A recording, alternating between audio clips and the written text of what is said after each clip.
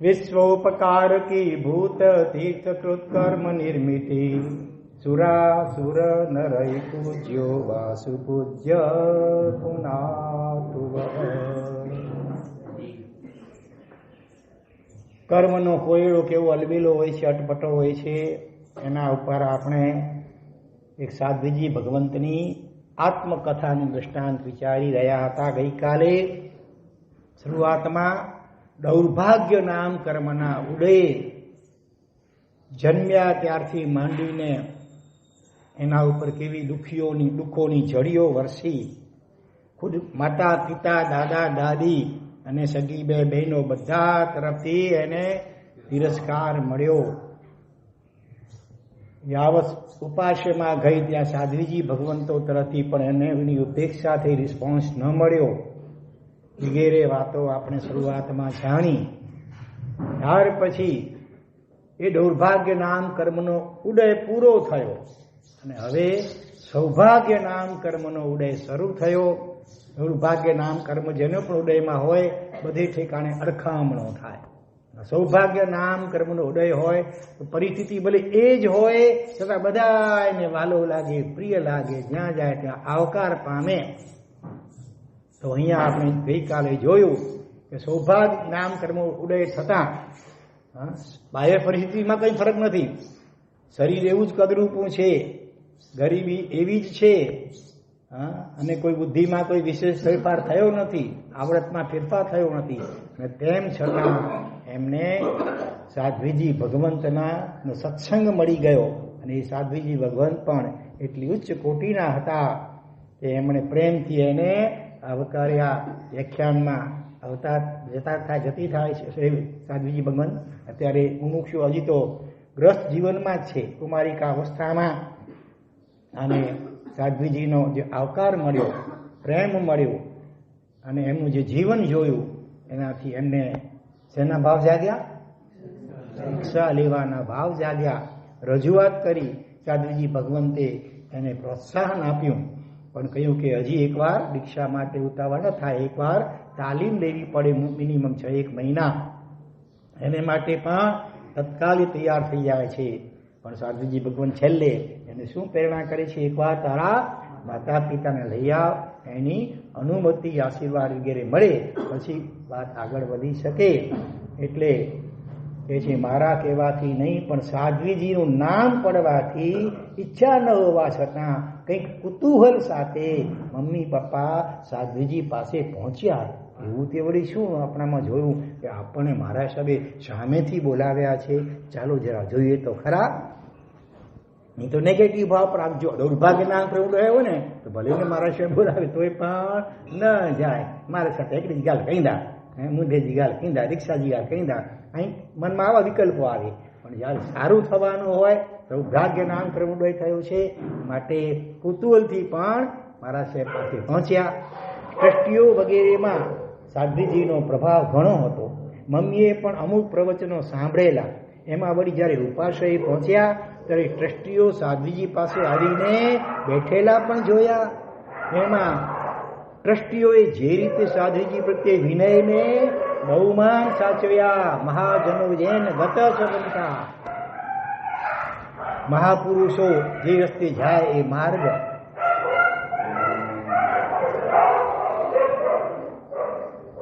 વ્યાખ્યાનમાં જો સંઘના અગ્રણીઓ દાખલા તરીકે ધારો કે કોઈ ડોક્ટર હોય આવે, કોઈ બેરિસ્ટર વકીલ વગેરે આવ્યા હોય, કોઈ MLA વગેરે આવ્યા હોય, ગામના સરપંચ વગેરે આવે તો સ્વાભાવિક શું થાય? બીજા અન્ય લોકોને પણ આકર્ષણ થાય કે આવા લોકો પણ થાય છે તો જરૂર કંઈક વિશેષતા હશે, ચાલો આપણે પણ જઈએ. એટલે એ રીતે પણ ખરેખર આગેવાન લોકોએ ખાસ સમયસર પહેલા આવી જવું જોઈએ. આજે આમાં મોટે ભાગે સર્વ સંઘોમાં અમારો તો અનુભવ છે, ઉપેક્ષા હોય છે.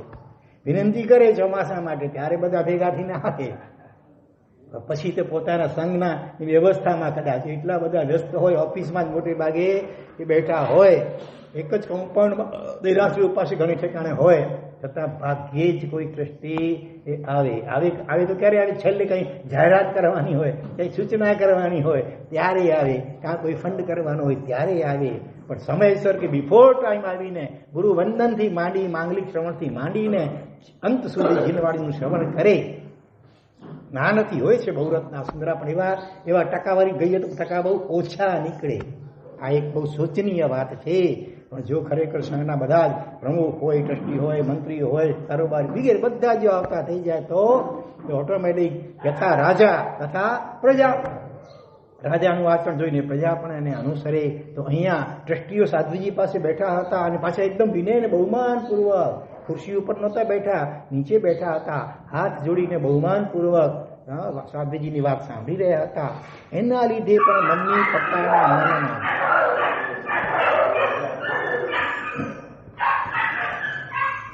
એમનો વાંક નથી. આપણો અંતરાય કર્મનો આટલો ઉડે, કોઈનો વાંક નહીં વિચારવાનો. આપણો જ આ ભૂતકાળ છે અને ભવિષ્યકાળ પણ નહીં થાય એની કોઈ ગેરંટી કહેવાય નહીં. જો આપણે એનો તિરસ્કાર કરીશું તો વળી આપણા એવા કર્મ બંધાઈ જશે કે કદાચ આપણે પણ પાછા એવા ભવોમાં ઉત્પન્ન થવું પડે. તો અહીંયા શું કહે છે કે આ સાધ્વીજી કોઈ સામાન્ય નથી, પણ ઘણા મોટા છે. આવા બધા ટ્રસ્ટીઓ પણ કેવા વિનયપૂર્વક હાથ જોડી નીચે બેઠા છે. ટ્રસ્ટીઓના ગયા બાદ વાતચીત શરૂ થઈ. આ તમારી દીકરીને દીક્ષાની ભાવના છે, અમારી પાસે તાલીમ માટે આવવા માંગે છે, એ માટે તમારી રજા લેવા જ બોલાવ્યા છે. તમારી 3 દીકરીઓ છે જ, એકાદ આ માર્ગે જાય તો તમારું કુળ પવિત્ર બની જશે.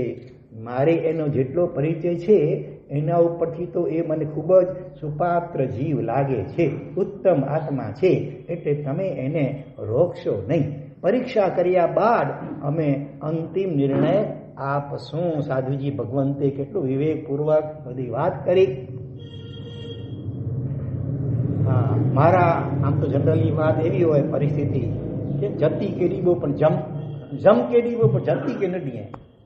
યમરાજ નાની ઉંમરમાં ઉપાડી લે ચાલે, પણ મારા જતી યત્નાપૂર્વક જીવન જીવે સાધુ કે સાધુજી ભગવાન. એમને બિરલા મા બાપ આવા હોય, આ રસિકભાઈ બેઠા છે એમના જેવા, કે જે રાજી ખુશીથી પોતાનો એકનો એક દીકરો હોય, ગ્રેજ્યુએટ થયેલો હોય, છતાંય કોઈ સ્વાર્થની અપેક્ષા રાખ્યા વિના રાજી ખુશીથી જૈનમમાંથી જયરત્ન સાગરજી મહારાજ બનાવી દે. કાં પછી આપણા જ્ઞાન રત્ન સાગરજી મહારાજ પણ મા બાપના એકના એક દીકરા, એનું નામ પણ જૈનમ હતું, અને એમને જ્ઞાન રત્ન સાગરજી બનવા માટે આશીર્વાદપૂર્વક રજા આપી. ખરેખર અત્યંત અનુમોદનીય છે. આ રીતે પોતાનો સ્વાર્થ ગૌણ કરીને જ્યારે સંતાનોને આ માર્ગ રજા આપે ને, એનું પોતાનું પુણ્ય એટલું જબરદસ્ત વધી જાય.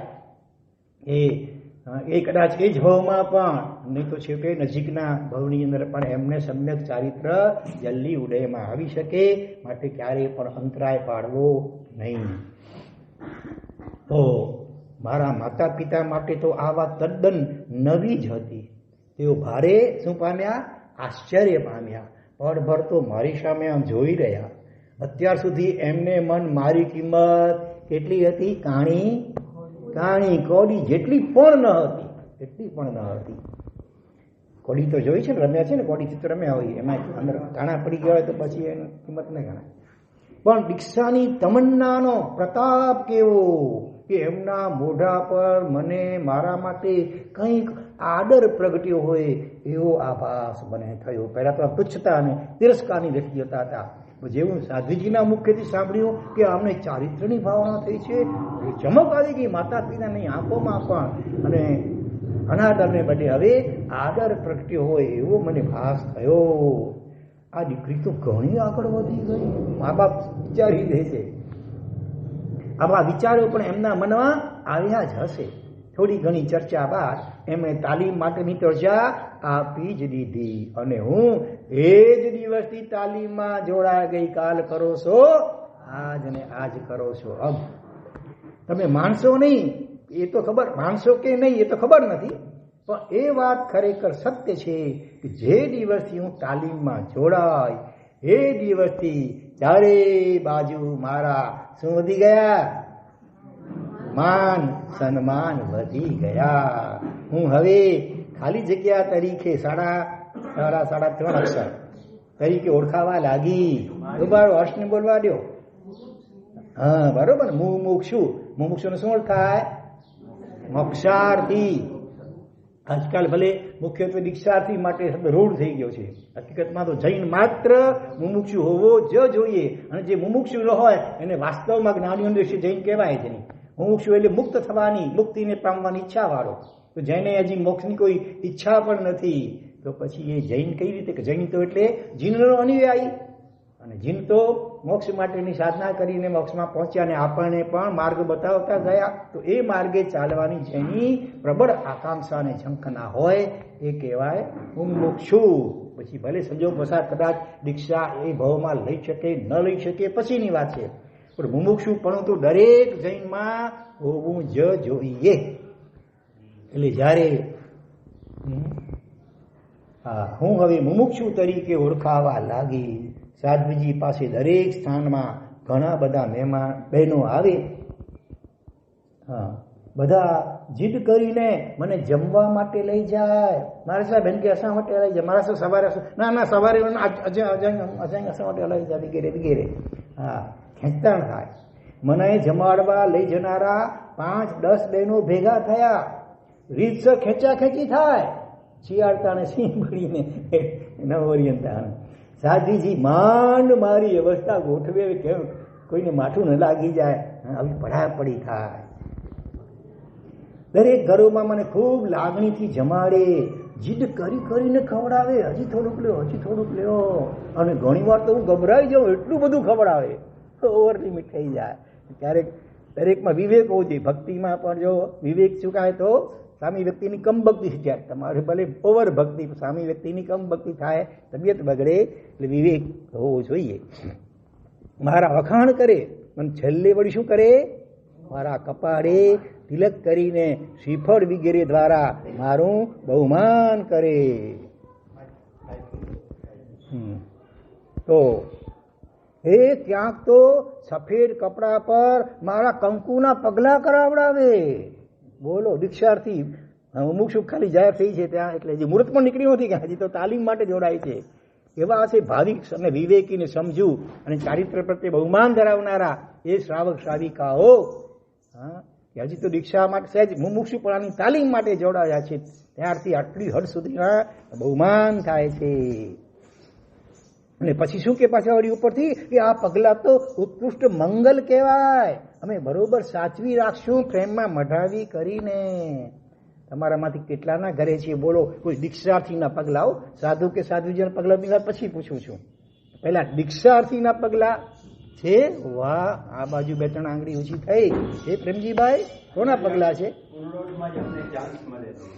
ઉનલોટમાં હા, 13 નવેમ્બરે જે દીક્ષા છે ને બેની હવે થવાની છે. હા, અચ્છા. हमारा घर 3 દિવસ નવકાશી માટે પધારે. ઓહો, વાહ, કિતના અચ્છા, કિતના અચ્છા. બહુ સારું, ધન્યવાદ. હે, હા, સરસ સરસ. પણ હવે ચાલો બીજા નંબરમાં બીજો પ્રશ્ન કે ભાઈ કોઈ પણ આચાર્ય કે સાધુ કે સાધુજી ભગવાનના પગલા એ કેટલાના ઘરે? એ તો ઘણાના ઘરે હશે. સારી વાત છે. પણ એ પગલા ક્યાં રાખ્યા છે? કઈ કબાટમાં, ખાનામાં પેક કરી નાખ્યા છે? પગલા પોતે સાઈન કરી અને તારીખ લખીને આપી છે.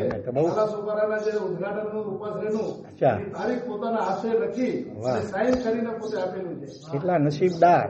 પણ પછી ઘરમાં એવા ઠેકાણે કોઈ પણ એવા જે આચાર્યાદિકના ફોટાઓ રાખવા જોઈએ. કોઈ પણ આવે બહારથી સીધો પહેલા દર્શન થાય. ઘણા નગરમાં પ્રવેશ કરીને પોતાના એ લગ્ન સમયના જે ફોટા હોય ને કપલ એ દેખાય, અને અથવા કોઈ અન્ય દેવદેવીના ફોટા દેખાય. એની જગ્યાએ હા, નાલા સોપારા વેસ્ટની અંદર શું નામ પેલો નાગેશ પુલ્લી ફોટોગ્રાફર દક્ષિણ ભારત ઇન્ડિયા છે. આટલો મોટો શત્રુંજયનો પટ્ટો એમ્બોસ કરેલો એના ઘરની અંદર, ઘર તો ના નકળું છતાં આટલો મોટો ફળ. પછી વળી અમારી પહેલાથી મુનિષુ સ્વામી ભગવાન એમણે પોતાની ગોખલામાં બિરાજમાન કર્યા છે. બોલો, ઘણી વિશેષતાઓ છે, પણ અત્યારે આપણી પાસે સમય ઓછો છે એટલે આગળ વધીએ. તો આવું હોવું જોઈએ અને બધા દર્શન કરી શકે એવા સ્થાને જ ભગવાનના ગુરુ મહારાજના ફોટા મૂકવા જોઈએ. તો અહીંયા આ બધું જેમ જેમ અનુભવતી થઈ તેમ તેમ મારી આંખોમાં તું ઘડી ઘડી આવ્યા છે. હા, હર્ષના આંસુઓ ઉભરાતા ગયા. હું ઘણી વાર પ્રભુની સામે રડી પડતી. પહેલા પ્રભુને ઠપકો આપ્યો તો તું પથ્થરનો છે, અને હવે શું કે રડી પડતી કે હું ભિખારણ મહારાણી બની ગઈ. એટલા શબ્દ એપ્રોપ્રિએટ છે એકદમ. પહેલા પોતાની જાત ભિખારી લાગતી, ભિખારણ, અને હવે મહારાણી બની ગઈ. પ્રભુ તે મને બનાવી એવું હું વિચારતી. ખરેખર શું આ જીન શાસન, શું આ ચારિત્રનો પ્રભાવ! હજી તો મેં ચારિત્ર લીધું પણ નથી, માત્ર ભાવના કરી છે. ત્યાં તો મારા શું બદલાઈ ગયા? દેદાર જ બદલાઈ ગયા. મારું પુણ્ય આસમાનને આંબવા લાગ્યું. એ શ્રાવક શ્રાવિકાઓનો પણ ચારિત્ર પ્રત્યેનો પ્રેમ કેવો ગજબનો કે તેઓ મને ઓળખતા નથી અને મારા કદરૂપને જુએ છે ને છતાં હું મુમુક્ષુ છું એ જાણ્યા બાદ તેઓ કેવી ભક્તિ કરે છે. ઘરે આવેલા ભિખારીને એક લુખી રોટલી આપવામાં પણ સંકોચ પામનારા એ ગૃહસ્થો મને મુક્ષુ તરીકે ઓળખીને મન મૂકીને મારી ભક્તિ કરે. એ એમની મહાનતા તો ખરી જ ને, અહંકાર નથી કરતી, પણ એમની મહાનતા. ઉપાશ્રયમાં પણ મારા ભાવિ ગુરુણી અને એમના શિષ્યાઓ એટલે કે મારી ભાવિ ગુરુ બહેનો મને પુષ્કળ સાચવતા. ગુરુની રોજ 1 કલાક બધા એને વાચન આપતા. એમાં મુમુક્ષુ તરીકે મને પણ બેસવા મળ્યું. આમ તો સ્પેશિયલ સાધ્વીજી માટે વાચના હતી, હવે ભાવિ સાધ્વીજી બનવાની છે માટે મને પણ બેસવા મળ્યું. મને ખૂબ શું આવતી? મજા આવતી. એ સિવાય સવારે વૈરાગ્ય શતકની ગાથાઓ ગોખતી. કલાકની 2-3 ગાથાઓ ગોખાતી. રોજની 5 ગાથા ગોખવાનો મેં નિયમ લીધેલો. કેટલો? 3 નહીં 5. આમ તો કલાકમાં માંડ ગોખાતી 2 કે 3 ગાથાઓ તો પણ, એટલે 2-2.5 કલાક તો ગોખવાનું.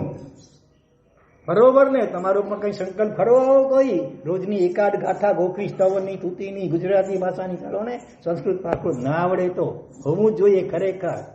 હા, જ્ઞાન, દર્શન અને ચારિત્ર ત્રણેયની યથાશક્ય આરાધના હોવી જોઈએ. 1-8 સામાયિક રોજ કરવો જોઈએ. પ્રતિક્રમણ તો કેટલાક કરો છો, સારી વાત છે, પણ દિવસના તે સિવાયના સમયમાં પણ 1-8 સામાયિક લઈ કરી એમાં દર્શનની આરાધના એટલે થોડીક વાર નૌકારનો જાપ કર્યો, 1-8 માળા જેટલો. જ્ઞાનની આરાધનામાં 1-8 ગાથા ગોખી કે સ્વાધ્યાય કર્યો, પુનરાવર્તન કર્યું કે સદવાંચન કર્યું, અને સામાયિક લીધું એટલે ચારિત્રની આરાધના તો એ થઈ જ કહેવાય. એટલે એ રીતે રત્નત્રયની આરાધના દરેક શ્રાવક શ્રાવિકાના જીવનમાં ઓછે વત્તે અંશે પણ હોવી જ જોઈએ. વધારે નથી કહેતો અત્યારે, પણ વિચારજો અને સંકલ્પ કરજો કંઈક આવું. ઉપાશ્રયમાં એના અર્થો એક સાધ્વીજી મને સમજાવતા, અને એમાં મારો વૈરાગ્ય મજબૂત બનતો ગયો. 100 ગાથાઓ છે લગભગ. વૈરાગ્ય શતક એટલે 100 અદભુત ગાથાઓ છે બધી. ખરેખર મેં નારા સોપારામાં ચોમાસું કર્યું સૌથી પહેલું જ્યારે 2042માં.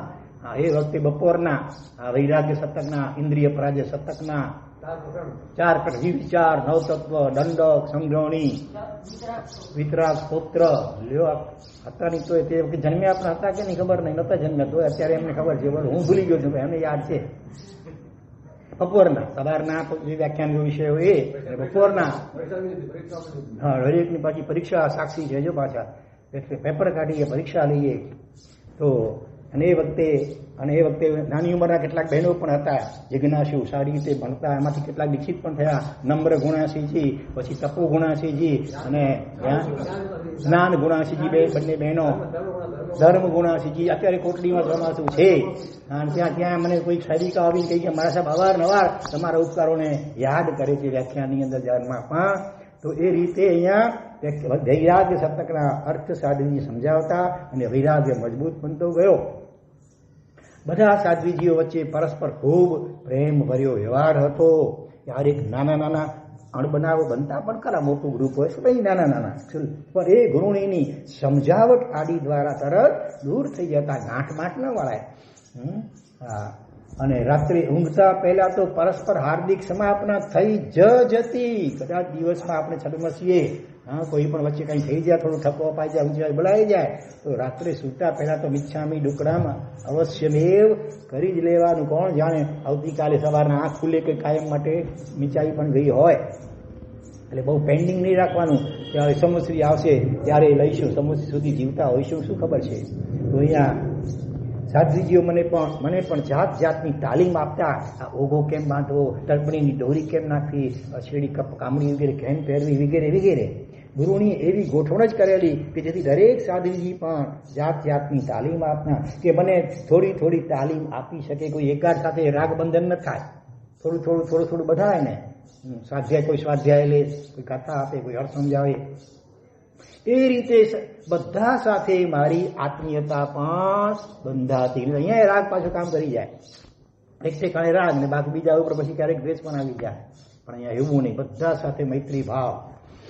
અને મને લાગતું કે આ તો ધરતી પરનું શું છે, સ્વર્ગ છે. વાહ, લાગે છે ને આપણને પણ એવું કઈ લાગે છે એમ? 100%. વાહ. મને અમારો વિહાર શરૂ થયો. શરૂઆતના દિવસોમાં વિહાર બાદ મને થાક લાગતો, ઊંઘવાનું અને આરામ કરવાનું મન પણ થતું, બેસણું કરવાનું મન થતું એકાસનાને બદલે. પણ મનમાં ભય ઊભો થતો એકાસણ કરતા. હું બોલો કે જો બેસણું કરીશ અને ઊંઘીશ તો પછી હું તાલીમમાં નાપાસ થઈશ, મને દીક્ષા નહીં મળે. એટલે વિહાર કરીને ઉપાસે પહોંચ્યા બાદ તરત ભણવા બેસી જતી. થાક હોય, ત્યારે ઝોકા આવવા લાગતો પણ હું ભણવા બેસી જતી. કેટલી ભૂખ હોય, ઝંખના હોય તો બધું થાય.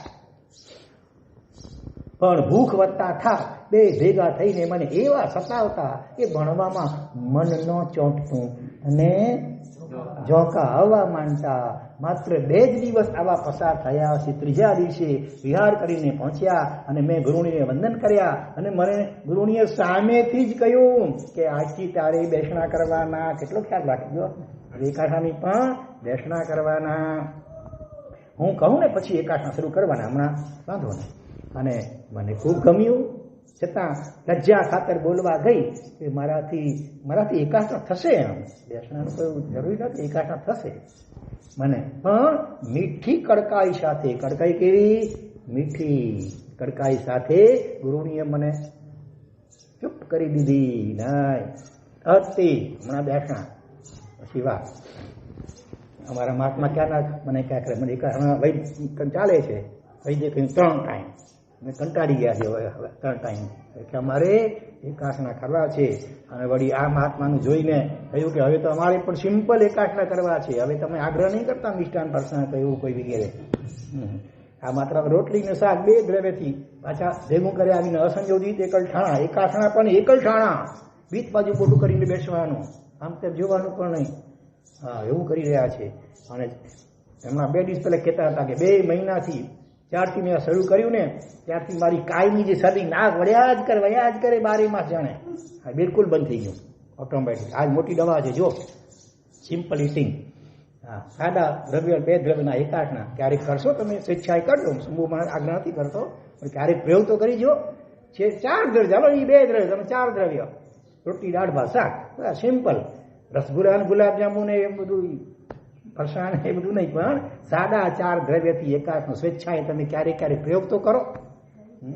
જો કેવી મજા આવે, શરીર કેવું હળવું ફૂલ રહે છે. તમારા જે શારીરિક પ્રોબ્લેમ હશે ને ધીરે ધીરે બધા ઓટોમેટિક સોલ્વ થઈ જશે. ચિત્તની પણ અદભુત પ્રસન્નતા અને શાંતિ અને આનંદનો અનુભવ, શરીરમાં એકદમ હળવાશનો અનુભવ થશે. તો અહીંયા શું વાત છે, મીઠી કડકાઈ સાથે ગુરુણીએ મને ચૂપ કરી દીધી. બેસણું કરીને ઉપાશ્રયમાં આવી કે તરત મને કહ્યું, શું કહ્યું હશે બોલો જો, થોડોક આરામ કરી લે, તને 15 મિનિટ પછી ઉઠાડી. પણ કેટલું, ઓનલી 15 મિનિટ, કલાકવાર નહીં, અડધો પોણો કલાક નહીં, 15 મિનિટ પછી ઉછાડીશ. મને મારી ગુરુણીની સૂક્ષ્મ દ્રષ્ટિ માટે ખૂબ શું ઉત્પન્ન થયો હશે, આદર ઉત્પન્ન થયો.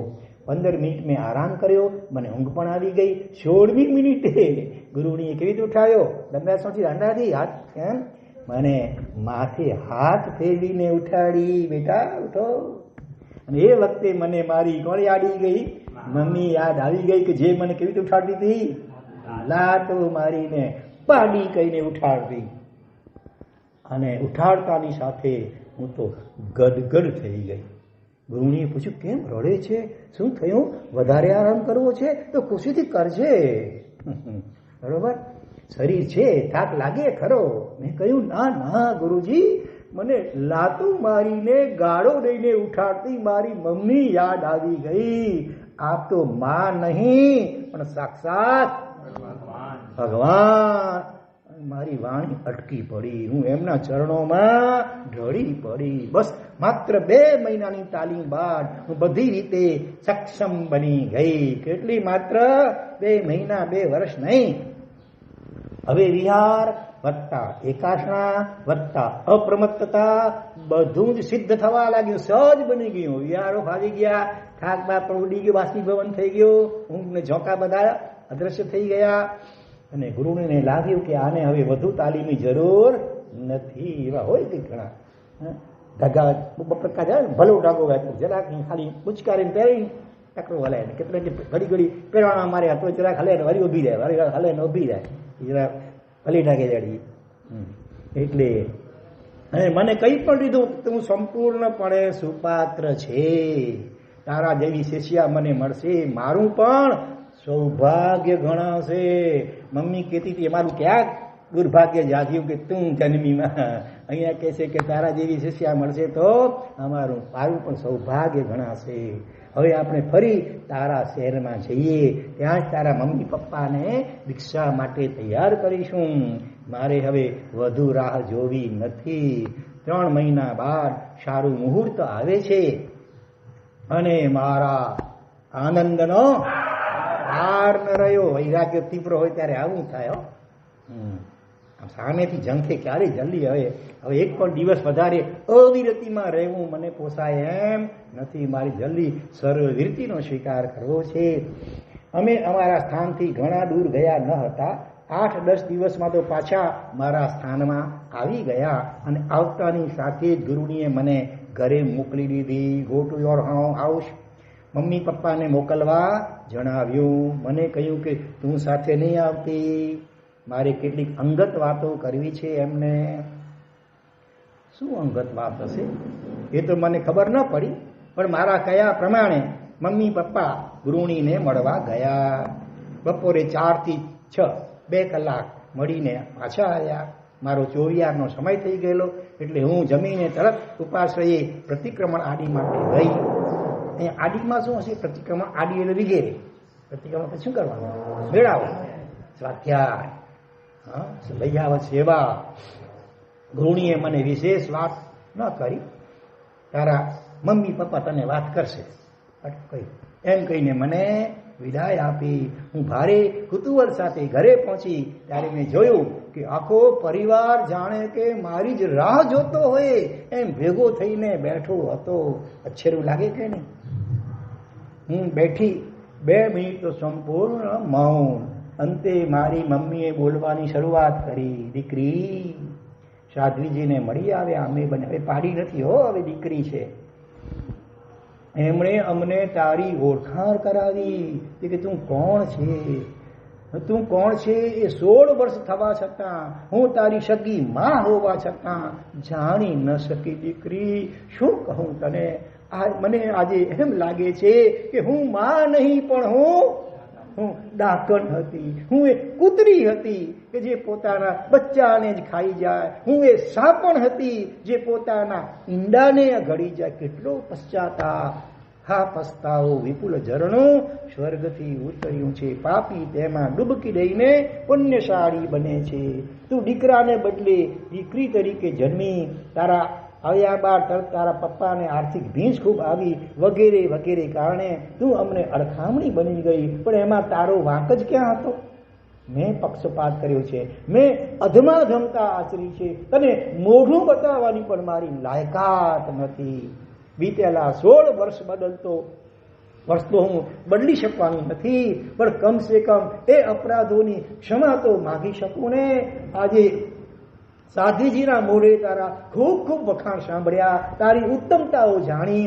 સાધ્વીજી કહે છે કે તમારું કુળ આ દીકરીના કારણે ધન્ય બની ગયું. તમે કેવા માતા બન્યા? રત્ન કુક્ષી માતા બન્યા. પણ બેટી, આ પ્રશંસા માટે હું હકદાર નથી. સાધ્વીજીની તો વાત સાચી છે કે હું રત્નકુક્ષી બની, પણ એનો અર્થ એ જ કે રત્નો ખાણમાં જન્મે, એમાં ખાણ તો માટી ને પથરાની જ બનેલી છે ને, એની કશી કિંમત નથી. ખરી કિંમત તો એમાં રહેલા રત્નોની છે. એમ બેટી, તું મારું રતન, પણ હું તો પથ્થરો જ. આટલું બોલીને અચાનક મમ્મી ઊભી થઈ ગઈ. અણધારી જ મારા પગમાં પડી, મારા પગ પકડી લીધા, જોર જોરથી રડવા લાગી. હું ચોંકી ગઈ. મારા પગમાં પડે, પણ એને તો મજબૂતાઈથી મારા પગ પકડી રાખ્યા.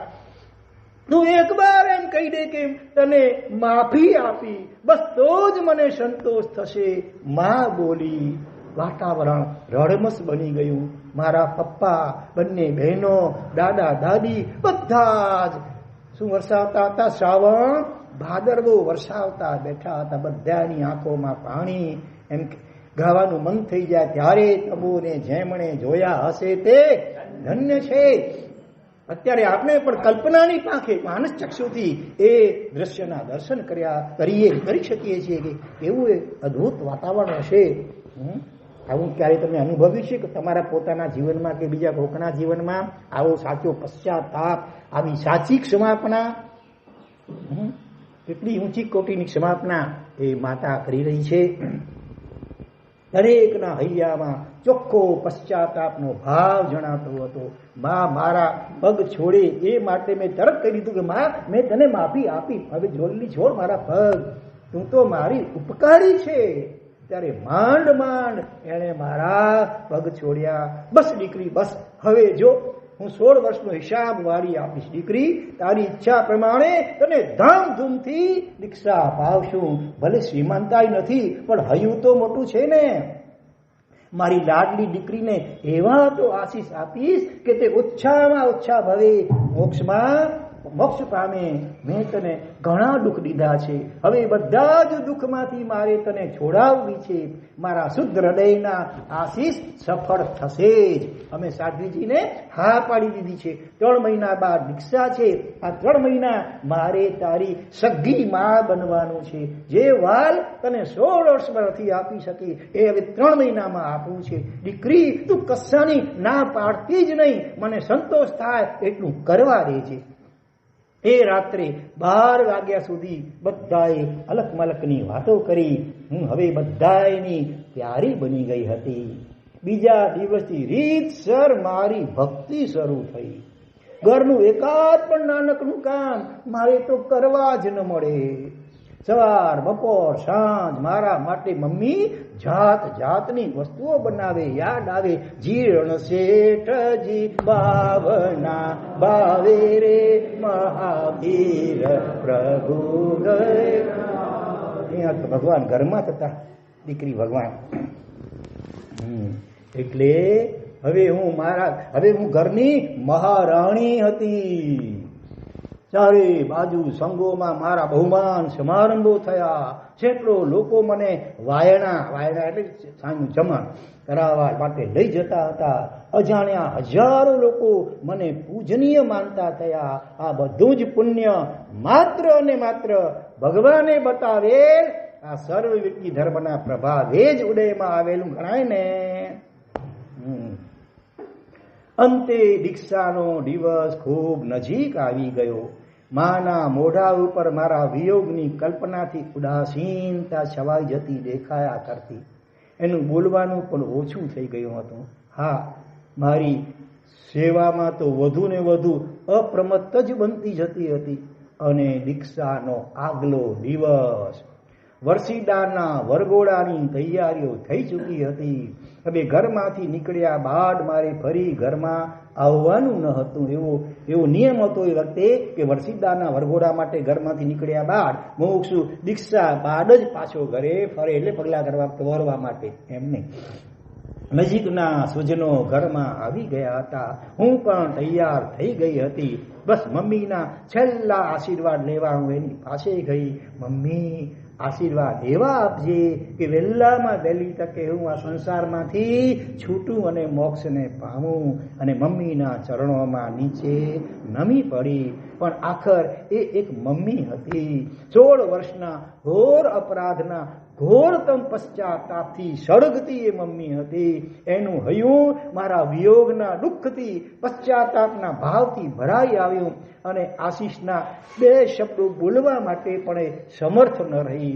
હું રાહ જોતી રહી કે મારા મસ્તકે 2 હાથ પડે અને કાનમાં આશીષના શબ્દો પડે. પણ ત્યાં તો મારી નજર સામે જ મમ્મીના પગ દૂર થતા દોડતા દેખાયા. કાનમાં મમ્મીના દુષ્કાના અવાજો સંભળાયા.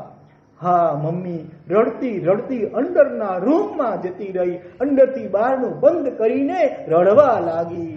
ત્યાં રહેલા બધા જ લોકો સ્તબ્ધ થઈ ગયા. હું માતાની લાગણીને સમજી ચૂકી હતી, પણ આજે હું રડી ન શકું. કેટલું ખરાબ લાગે.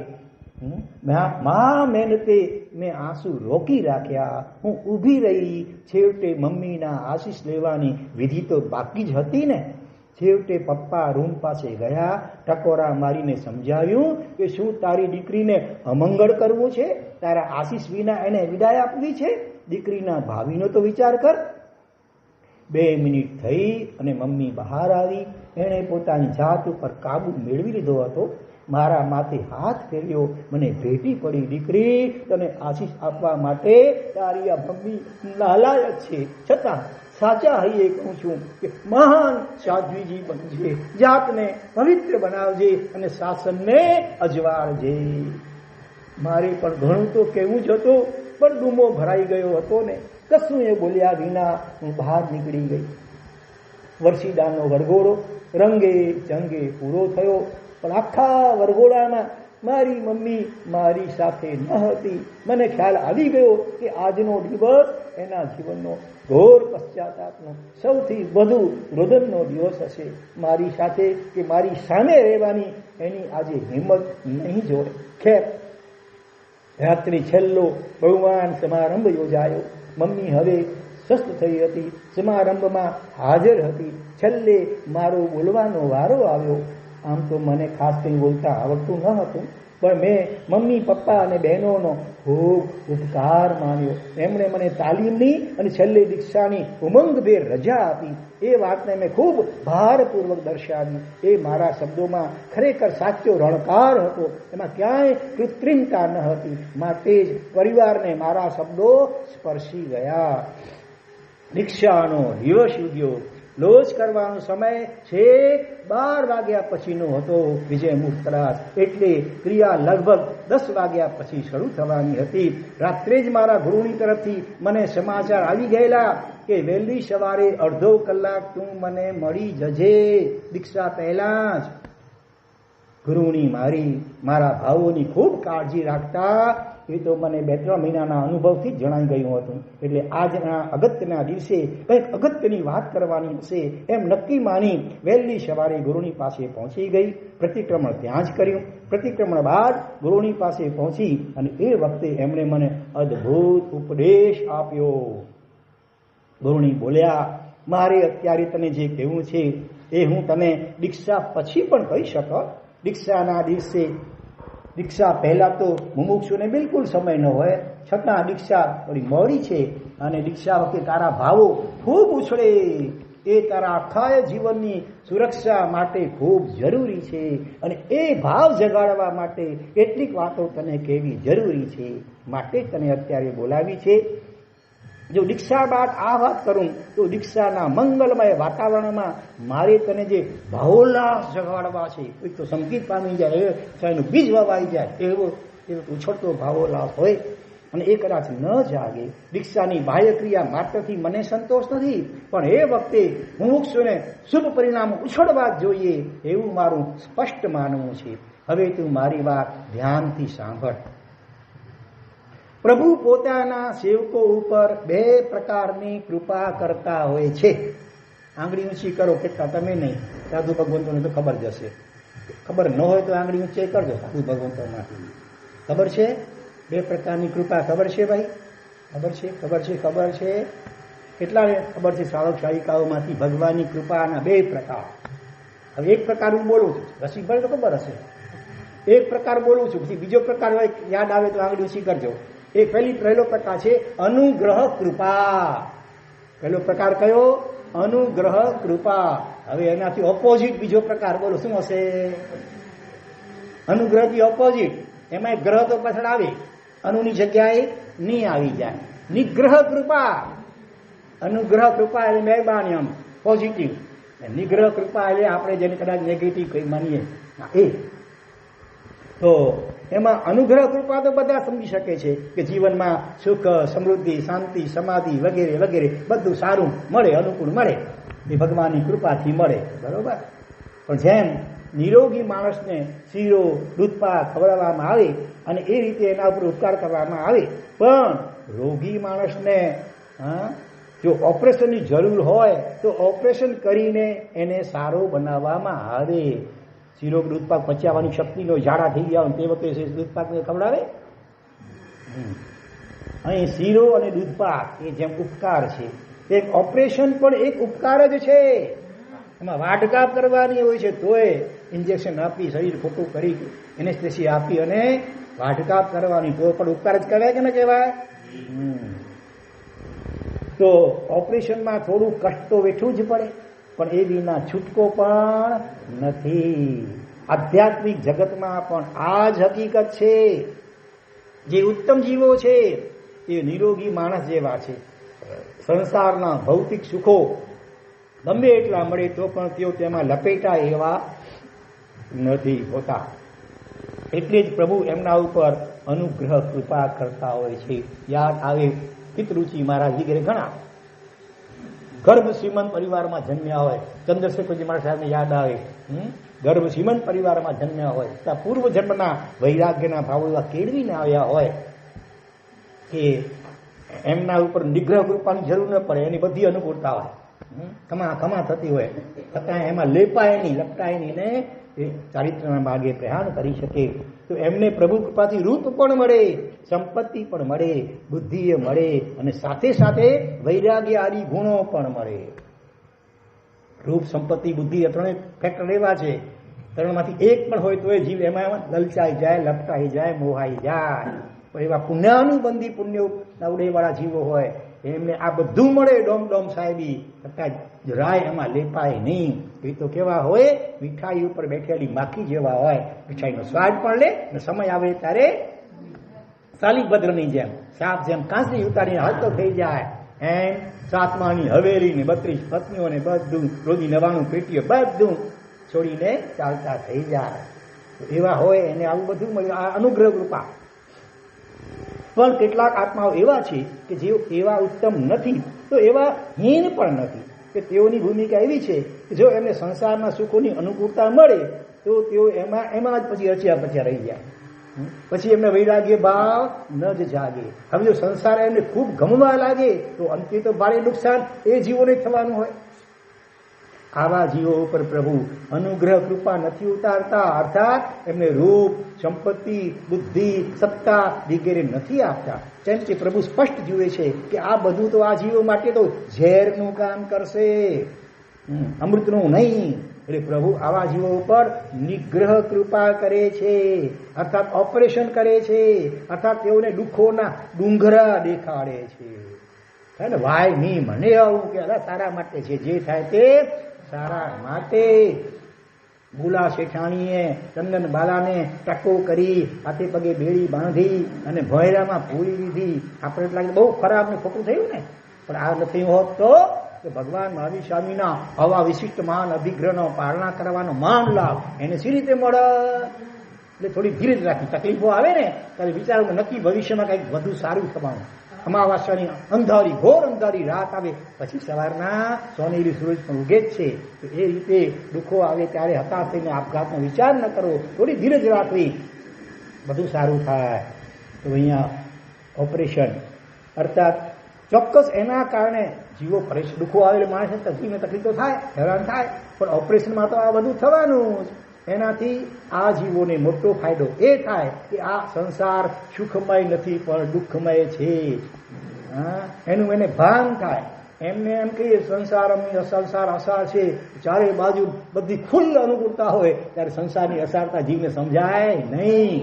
ત્યારે મેં બીજે ક્યાંય વાંચ્યું તો અંગ્રેજીમાં પણ એવું કોઈ વાક્ય છે, જેના ઉપર પ્રભુની કૃપા ઉતરે ને અને ચારે બાજુથી અગવડો ને તકલીફો આવે, રાજી થવાનું.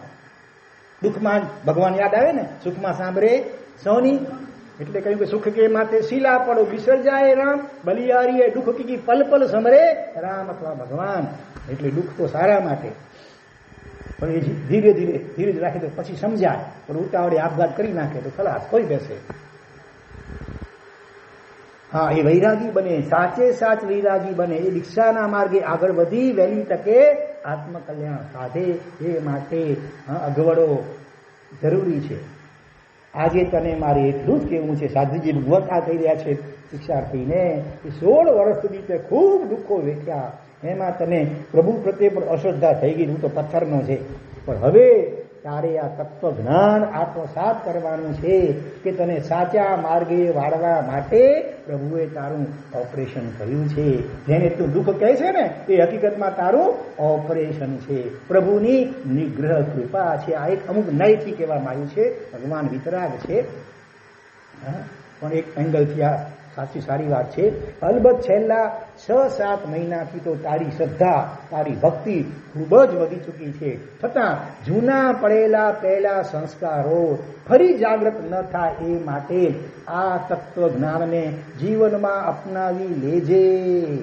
આ મોરાજા એવો ચાલબા છે, અને લાગે કે હવે આ મારી છાવણીમાંથી જઈ રહ્યો છે કાયમના માટે, કોકને કોક પોતાના સાગરીતને મોકલાવી કરી, કોકને કોક કર્મ પ્રકૃતિનો ઉદય કરાવીને જીવને પાછો પોતાની છાવણીમાં ખેંચવા માટે પૂરા પ્રયત્ન કરે. માટે અગાઉથી સાધુજી ભગવાન એને સાવધાન કરી રહ્યા છે.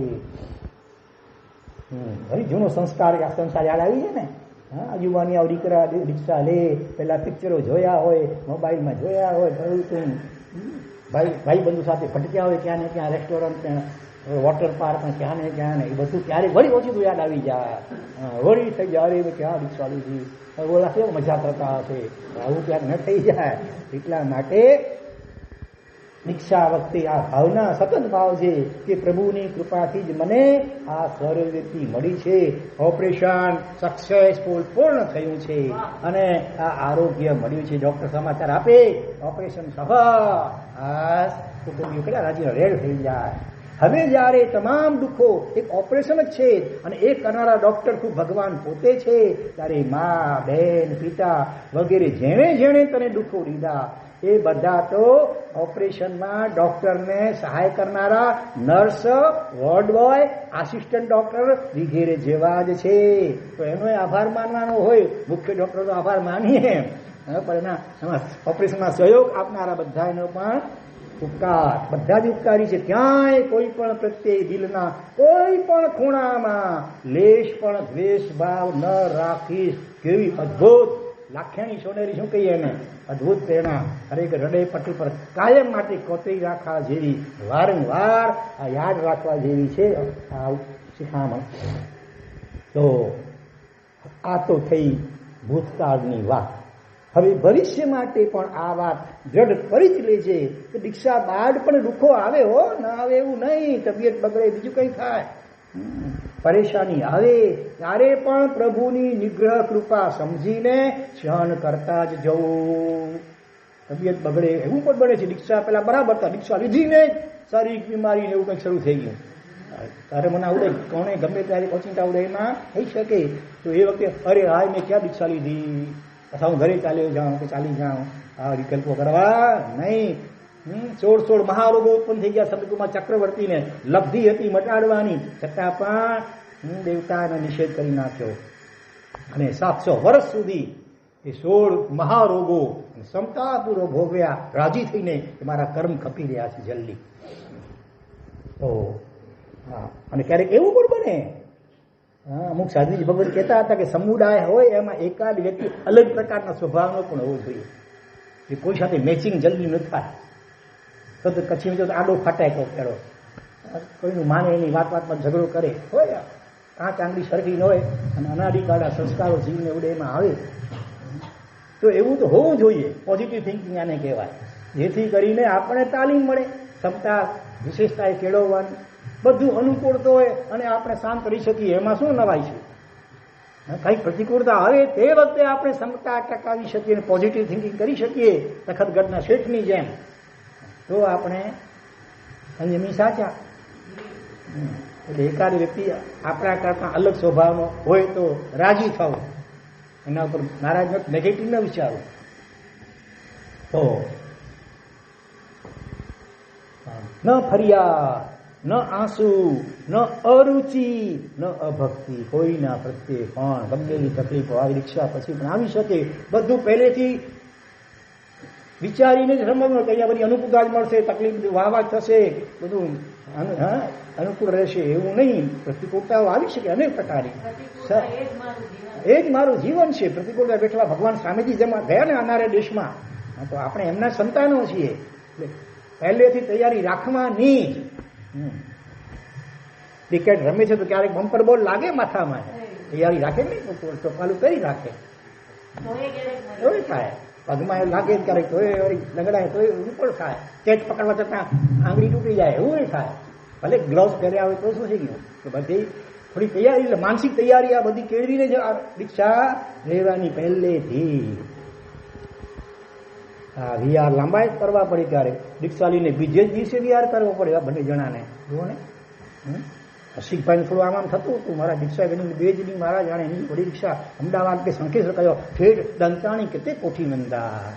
પણ આ બંને ભાગ્યશાળીઓ એની પોઝિટિવ ભાવ દશા જોઈ અને રાજી ખુશીથી ચાલે આ દંતાણી પાછા. બોલો, જો સીધા અમે કચ્છમાં આવત ને તો કદાચ 700 કિલો જવાને આવવાના કદાચ 700 જેટલા કિલોમીટર ઓછા થઈ ગયા.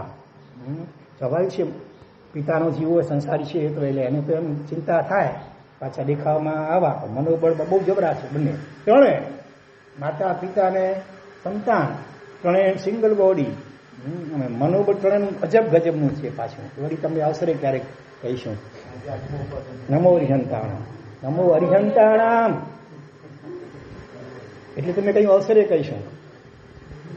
આવડે આંબા ન પાઠે. ચાલો, તો બસ આટલી વાત ધ્યાનમાં લઈને મનને વધુ ને વધુ પવિત્ર કરજે. ખૂબ ઉછળતા ભાવે દીક્ષા લેજે. એવું જોરદાર પોઝિટિવ ઇન્જેક્શન આપ્યું છે.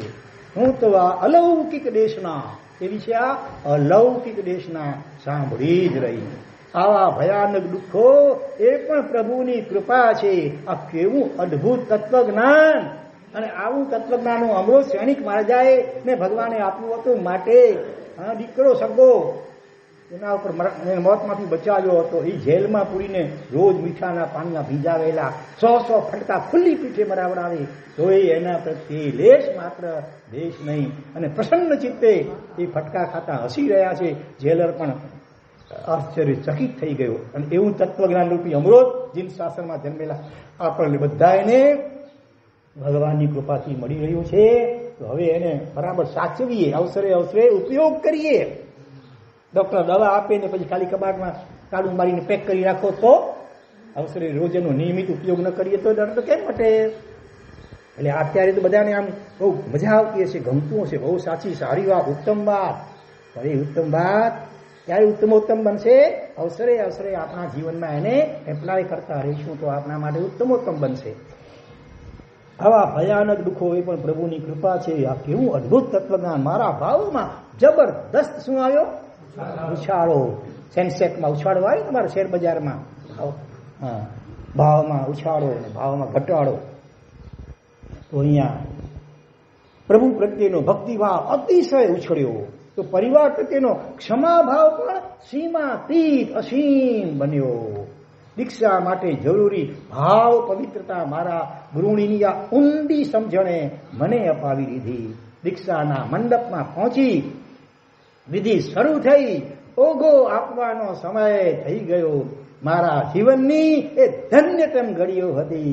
હજારો માણસો સ્તબ્ધ બનીને જોઈ રહ્યા હતા. અંતે સદગુરુના હાથે મને ઊંચા શ્વાસે ઓઘો મળ્યો અને માત્ર નાચવાનો વ્યવહાર સાચવવા માટે નહીં પણ હૈયામાં ઉછળેલા આનંદને ન સમાવી શકવાના કારણે હું ખૂબ ખૂબ નાચી.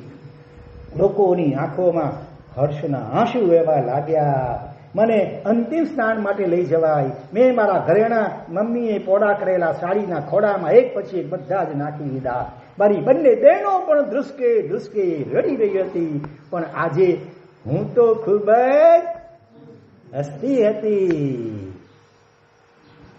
ના હોય છોકરીનું ક્યારેક હસતી, જીવનમાં કદાચ રડતી પણ હોય, પણ અહીંયા તો ખરેખર હસતી હતી. વેશ પરિવર્તન થઈ ગયું. નીચે ઢાળેલી આંખો સાથે ફરી યાદ કરો, વેશ પહેરીને ધીમે ધીમે કેવા આવતા હતા, રેન્ટ ઉપર ત્યાં ચાલતા હતા. શેષ વિધિ માટે હું મંડપમાં આવી. હજારો આંખો મારું મુંડિત મસ્તક અને શ્વેત વસ્ત્રો અને વિભૂષા રહિત દેહ જોઈને ચોધાર આંસુ સારી રહી હતી. છેવટે કરેમી ભંતે ઉચ્ચરાવવામાં આવ્યું. લોચ થઈ ગયો. હું ગૃહિણીની સાથે ઉપાશ્રયે પહોંચી. ઉત્સાહ અને ઉમંગ સાથે દિવસો પસાર થતા ગયા. શુભ મુહૂર્તે જોગમાં પ્રવેશ, વડી રિક્ષા માટેના પ્રવેશ થઈ ગયો. મારી ઈચ્છા આંબીલથી જ જોગ કરવાની હતી, છતાં ગૃહિણીએ મને આંબીલ અને નીવીથી જોગ કરાવ્યા. એક દિવસ આંબીલ, બીજા દિવસે નીવી, એટલે નીરિયા હતું. ઓલી લુખી આંબીલવાળી નીવીની છાસવાળી, પણ જેમાં 3 ઘાણા નીકળી જાય ઘી કે તેલમાંથી, પછીની જે વિસ્તાર નીકળે ચાલી શકે એવા પ્રકારનું નીરિયા હતું જેને કહેવાય, જે આજકાલ ઉદ્યાનમાં પણ કરાવતા હોય છે. તો અહીંયા ગુરુની સામેથી ગુરુની ઘોરેતા એ બેટા આંબીલ નહીં, તારું શરીર એવું છે અત્યારે, એક દિવસ આંબીલ, બીજી દિવસે નીરી આપો. તો જોગની સાથે રોજ અભ્યાસ તો ચાલુ જ હતો, ભણવાનું. સવારે 2 કલાક ગાથા ગોખવાની, નવી 5 ગાથા. કેટલી? નવી 5 ગાથા. અને જૂની ગાથાઓનું પાછું પુનરાવર્તન. બરાબર, બહુ એકી થઈએ, એની મજા એકડો થઈએ. સ્કૂલમાં કેટલા સબ્જેક્ટ હતા અમે ભણતા હતા ત્યારે? 7-8 સબ્જેક્ટો હતા ને. તો પછી ત્યારબાદ પાત્રા પોરશી થાય એટલે ખુદ ગુરુની મને સ્પેશિયલ 1 કલાક વાંચન આપતા. સ્પેશિયલ લ્યો, 10 વિધ સામાચારી સાધુની, 10 પ્રકારની સામાચારી, ઈચ્છાકાર, મિચ્છાકાર, તથાકાર વગેરે. અને અષ્ટ પ્રવચન માતા, 5 સમિતિ, 3 ગુપ્તિ, અને 10 શ્રમણ ધર્મ, આ ક્ષમા, નમ્રતા, સરળતા, સંતોષ, સત્ય, શૌચ વગેરે. 5 મહાવ્રતો અને એની 25 ભાવનાઓ, અનિત્ય આદિ 12 ભાવનાઓ વગેરે વગેરે બધાની સૂક્ષ્મ સમજણ આપતા. કેટલીક તાલીમ દીક્ષા પહેલા થાય ને કેટલીક તાલીમ દીક્ષા પછી થાય. 1 મહિનામાં તો ઘણી બધી રીતે તૈયાર થઈ જાય. બધી એક્સપર્ટમાં છે હો. 1 મહિના પહેલા, 2 મહિના તાલીમ રેડી, દીક્ષા પછી 1 મહિનામાં તો ઓલરાઉન્ડર, બધી રીતે તૈયાર થઈ ગઈ. મને ગોત્રીના 42 દોષો પણ બરાબર શીખવાડ્યા. એ સંઘાટકમાં ગોત્રી મોકલીને મને પ્રેક્ટિકલ તાલીમ પણ ખૂબ જ સારી રીતે આપી કે ગોત્રી કેમ વરાવાય, શું ક્યારે કેવી રીતે વરાવાય, જેથી સાંગી રીતના ભાવ ચડે વગેરે. આ રીતે કુલ 3 મહિના પસાર થયા અને અચાનક એક પ્રસંગ બન્યો. સંસાર કોનું નામ સરક્યા જ કરે, એક સરખું રહે નહીં. વળાંકો આવ્યા જ કરે, ક્યારેક યુટર્ન પણ આવ્યા કરે. જે પ્રસંગ શરૂઆતમાં તો મને એવું લાગ્યું કે મારી આરાધનામાં વિઘ્નરૂપ છે.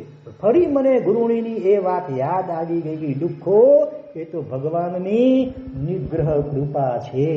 ભગવાન રૂપી ડોક્ટર વડે આપણા જેવા દર્દીઓનું કરાતું ઓપરેશન છે. અને ખરેખર એ વાત મને પાછળથી સમજાય. બન્યું એવું કે મને શું થયું હશે? ઝેરી મલેરિયા. સામાન્ય મલેરિયા અલગ અને ઝેરી મલેરિયાને અંગ્રેજીમાં શું કહેવાય છે ખબર છે? ફાલ્સીફેરમ. જાત અનુભવ કહું છું. 2000 ને વિક્રમ સંવત 2049માં 48-49માં અમારું ચોમાસું અમદાવાદ મણિનગરમાં હતું. ત્યારે મને એ ઝેરી મલેરિયા લાગુ પડ્યો. એવો ભયંકર, આંતરા રીતરા કપાતા હોય એવું, આમ ઘડીકમાં આમ ને ઘડીકમાં આમ. કાંઈ ન ખવાય. ડૉક્ટર તો હેવી દવાઓ આપે ને ફરજિયાત આટલું ખાવું પડશે, આ દૂધ પીવું પડશે. આ બાજુ દૂધનું ટીપું અંદર ગાયની એવી અંદરની સ્થિતિ હોય તો આકડું જાકુતા. ખરેખર ભગવાન, હે ભગવાન આમાંથી મને છોડાવે, કંઈક સંકલ્પો થયા હશે કદાચ. બરોબર. એટલે ઝેરી મલેરિયા બહુ ખતરનાક હોય. સામાન્ય મલેરિયામાં તો ઠીક છે, તાવ આવે, થોડી ઠંડી આવે અને કિનારની ગોળી વગેરે લઈ લો તો 2-4 દિવસ ઉતરી જાય, આ તો ઘણા દિવસ ચાલે, પાછો 18 દિવસ કદાચ. અને શરીર ભયંકર તૂટે, વેદનાનો કોઈ પાર નહીં, ઇન્જેક્શનો ને ગોળીઓનો મારો સતત ચાલુ. આ બધા દુઃખમાં હું હેરાન થઈ ગઈ, છતાં જલ્દી ઠેકાણું પડે નહીં. ડોક્ટર ઇન્જેક્શનો બાટલાઓનું કેટલું ચાલુ પડ્યું. આમ પણ આ બધા રોગોમાં 5-7 દિવસ તો ધીરજ રાખવી જ પડે ને. ઘણા એવડા ઉતાવળિયા હોય, આમ જરાય ધીરજ ન હોય. 1-2 દિવસ દવા લીધો મટતું જ નથી, મૂકો તો બીજા ડોક્ટર બોલાવો, ત્રીજાને બોલાવો, આમ કરો તેમ કરો. થોડી ધીરજ રાખી. ધીરજના ફળ મીઠા. ઉતાવળાશો બાવરા, ધીરાશો ગંભીર. બેરું ભાને દાખલે ધીરે ચેતી જજો સો વીર. તો અહીંયા પણ મેં જોયું કે મને દિવસે સૂતેલી જોઈ, મને તાવ આવ્યો છે એવી ખબર પડતાની સાથે જ ગુરુણી તરત જ મારી પાસે આવેલા, મારું માથું અને હાથ તપાસીને બોલેલા, તને તો ઘણો તાવ છે.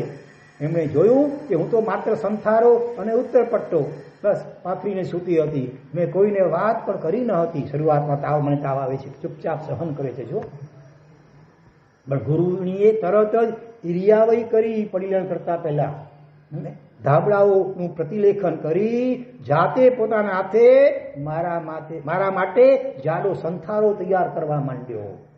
બોલો. હા, અને પછી તો 10 પ્રકારની વૈયાવત છે ને, એમાં નવદીક્ષિતની વૈયાવત પણ આવે, શિષ્યાદિકની પણ અવસરે આવે, બીમારની પણ વૈયાવત આવે. શિષ્ય કે શિષ્યા બીમાર હોય તો ગુરુ કે દાદા ગુરુની કે ગુરુની વગેરે પણ સેવા કરે. ભદ્રંકર સૂરી મારા યાદ આવે. ભદ્રંકર સૂરી કન્યાસીની આચાર્ય. હા, શિષ્ય શરૂઆતમાં તો એકાદ હતો, અત્યારે આચાર્ય છે નરરત્ન સૂરી.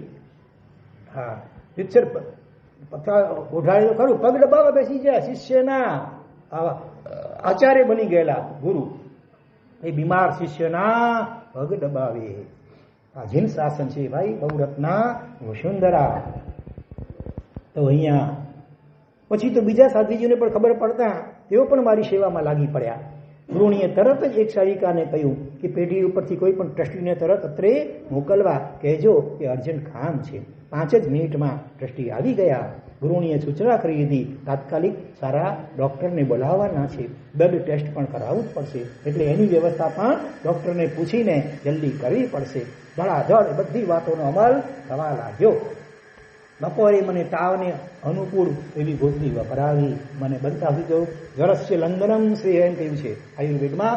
તાવ આવે શ્રેષ્ઠ ઉપાય છે લાંગણ, એટલે કે ઉપવાસ શ્રેષ્ઠ ઉપાય. મહેમાન ઘરે આવે અને કંઈ ખાવા પીવાનું ન આપો તો કેટલા દિવસ ટકે? હા, પૂછાય ન કરો તો એ ટંકે ન ટકે, ભાગી જાય. મને યાદ આવે છે અત્યારે વનમાળીદાસ ભાવસાર, જિંદગીભર ઠામ ચોવિયાર અવઢ એકાઠના કરનારા. હા, મેં એમને પૂછેલું, દ્રષ્ટાંત છાપેલું છે બહુ રત્ના વસુંધરામાં. એ તબિયત ક્યારે બગડે? એકાદ વખત માત્ર.